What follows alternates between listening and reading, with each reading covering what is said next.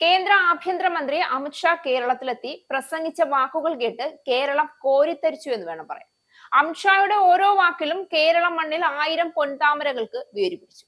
കോൺഗ്രസിനെയും ഇടതുപക്ഷത്തെയും വാക്കുകൾ കൊണ്ട് അമിത്ഷാ കാലുവാരി നിലത്തടിച്ചു. ഓരോ വാക്കിലും അഴിമതിയിൽ മുങ്ങിയ ഇരു പാർട്ടികളെയും തെളിവുകൾ നിരത്തി അദ്ദേഹം മുൾമിന്നലിൽ നിർത്തിച്ചു. വികസിത കേരളത്തിനായി ബി.ജെ.പിയെ ജയിപ്പിക്കേണ്ട സമയമായി എന്ന് കേന്ദ്ര ആഭ്യന്തരമന്ത്രി അമിത്ഷാ പറഞ്ഞു. 2026 നിയമസഭാ തെരഞ്ഞെടുപ്പിൽ ബി.ജെ.പിയുടെ നേതൃത്വത്തിലുള്ള സർക്കാർ കേരളത്തിൽ അധികാരത്തിലെത്തുമെന്നും അദ്ദേഹം ഉറപ്പിച്ചു പറഞ്ഞു.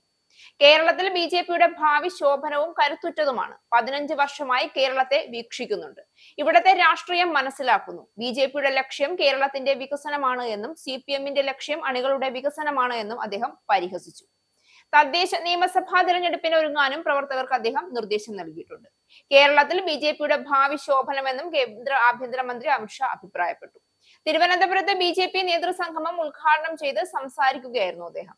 ഭാരത് മാതാ കി മുദ്രാവാക്യം വിളിച്ചുകൊണ്ടാണ് അമിത്ഷാ പ്രസംഗം തുടങ്ങിയത്. പിണറായി വിദേശത്ത് പോയിരിക്കുകയാണ് എന്നും ഇവിടെ ബി.ജെ.പിയുടെ വലിയ സമ്മേളനം നടക്കുന്നുണ്ട് എന്ന് അവിടെ ഇരുന്ന് അദ്ദേഹം അറിയണമെന്നും അമിത്ഷാ കൂട്ടിച്ചേർത്തു. LDF-നും UDF-നും അഴിമതിയുടെ ചരിത്രമാണുള്ളത്. രാജ്യത്തെ ഏറ്റവും വലിയ അഴിമതിയാണ് സ്വർണ്ണക്കടത്ത്. UDF-ഉം അഴിമതിയുടെ കാര്യത്തിൽ പിന്നിലല്ല. സോളാർ അടക്കമുള്ള ആരോപണങ്ങളും അമിത്ഷാ ചൂണ്ടിക്കാട്ടി. തദ്ദേശ തെരഞ്ഞെടുപ്പിൽ 25% മുകളിൽ വോട്ട് സംസ്ഥാനത്ത് ബി.ജെ.പി നേടുമെന്നും ബി.ജെ.പി ഇല്ലാതെ വികസിത കേരളം ഉണ്ടാകില്ല എന്നും അദ്ദേഹം ഉറപ്പിച്ചു പറഞ്ഞു. കേരളം LDF-നും UDF-നും നിരവധി അവസരം നൽകിയിട്ടും അക്രമവും അഴിമതിയും പ്രീണനവുമാണ് തിരികെ നൽകിയത്. കേരളത്തിൽ തഴച്ചു വളർന്ന മത തീവ്രവാദ രാഷ്ട്രീയത്തിന് തടയിട്ടത് നരേന്ദ്രമോദി സർക്കാരാണ്. PFIക്കെതിരെ എന്ത് നടപടിയാണ് കേരളം ഭരിക്കുന്ന ഇടതുപക്ഷ സർക്കാർ എടുത്തത് എന്ന ചോദ്യം സർക്കാരിനെതിരെ അമിത്ഷാ തൊടുത്തുവിട്ടു. മാറ്റം വേണമെങ്കിൽ ബി.ജെ.പിയെ വിജയിപ്പിക്കണം. പോപ്പുലർ ഫ്രണ്ടിനെ നിരോധിച്ച നടപടി ചൂണ്ടിക്കാട്ടിയായിരുന്നു അമിത്ഷായുടെ പ്രസംഗം. നരേന്ദ്രമോദി സർക്കാരിനെതിരെ ഇതുവരെ ഒരു ആരോപണവുമില്ല എന്ന് പറയാൻ അദ്ദേഹത്തിന് യാതൊരു മടിയുമുണ്ടായില്ല. വിഴിഞ്ഞം പദ്ധതി നരേന്ദ്രമോദിയുടെ അക്കൗണ്ടിലാക്കി എന്ന പിണറായി സർക്കാരിന്റെ ആരോപണത്തെ അമിത്ഷാ കേരളത്തിൽ നടപ്പിലാക്കിയ കേന്ദ്ര പദ്ധതികൾ എണ്ണി പറഞ്ഞുകൊണ്ട് മുനയൊടിച്ചു. വന്ദേ ഭാരത് ട്രെയിനുകൾ വന്നതും കേന്ദ്ര സർക്കാരിന്റെ ഇടപെടൽ കൊണ്ടാണ് എന്ന് അദ്ദേഹം പറഞ്ഞു. കേരളത്തിലെ റെയിൽവേ മേഖലയിൽ വൻ വികസനമാണ് ഉണ്ടായതെന്നും മോദി വികസിത കേരളം സാക്ഷാത്കരിക്കുമെന്നും അമിത്ഷാ പറഞ്ഞു. ഇന്ത്യയെ സംരക്ഷിത രാജ്യമാക്കി നരേന്ദ്രമോദി മാറ്റി. രാജ്യം വൈകാതെ നക്സൽസിൽ നിന്നും മോചിതമാകും. കേരളത്തിൽ യഥാർത്ഥ വികസനം വരണമെങ്കിൽ ബി.ജെ.പി തന്നെ അധികാരത്തിൽ വരണം.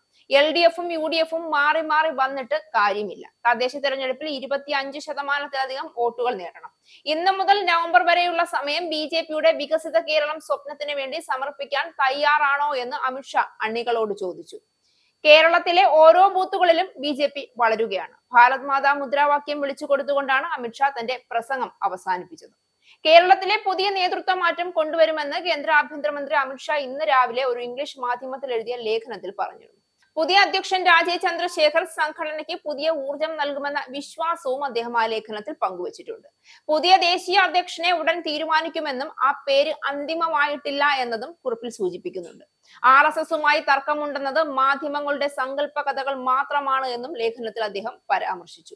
കേരളത്തിൽ ബി.ജെ.പി തന്നെ അധികാരത്തിൽ വരുമെന്ന ഉറച്ച വിശ്വാസത്തിലാണ് അമിത്ഷാ കേരളത്തിലെ ഓരോ ബി.ജെ.പി അണികളെയും നിർത്തിക്കൊണ്ട് തന്റെ പ്രസംഗം അവസാനിപ്പിച്ചത്.